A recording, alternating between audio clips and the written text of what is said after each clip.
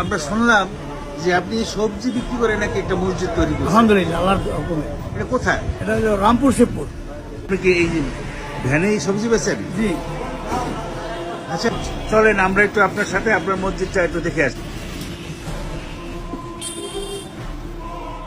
আচ্ছা যে এই মসজিদটা দিছে উনি কি কাজ করে? অনেক পয়সালা নাকি? না, আপনি কাঁচা তরকারি বিক্রি করে ভ্যান গাড়িতে করে।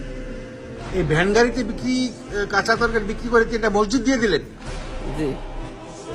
বলেন কি? তোমার নাম কি বলুন? মোহাম্মদ ফাহিম ইসলাম। ওকে এদিকে একটা মসজিদ দিছে এক ভদ্রলোক যে যে ভ্যান গাড়িতে কি বেছে যে সবজি বেছে, তার বাড়িটা কোন দিকে? এই তো এই যে সামনে বাম সাইডে। ও আচ্ছা এটা পাঞ্জাবি, রোজার দিন একটা পাঞ্জাবি তো আপনি সুন্দরভাবে কিনতে পারতেন। পারতাম।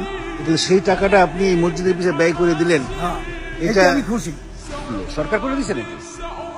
জি না, এই মসজিদটি সরকার করে না। কে করছে? ভবিষ্যৎ আপনার চিন্তা ভাবনা কি মসজিদ পর্যন্তই করে থেমে যাবেন নাকি অন্য কোনো চিন্তা ভাবনা আছে? অন্তত চিন্তা ভাবনা আছে একটু মাদ্রাসা যদি আল্লাহ করতে দিয়ে করমু, এরপর একটু কবরস্থান করমু, এরপর আল্লাহ বাসালে একটু হজে যদি আল্লাহ নেই যাইতে পারি যদি পারি যামু, এরপর খালে একটা গাডলা আছে গাডলাতে তৈবে আমরা উঁচু গোসল করমু, এই জন্য খালে একটা গাডলা রাখবো।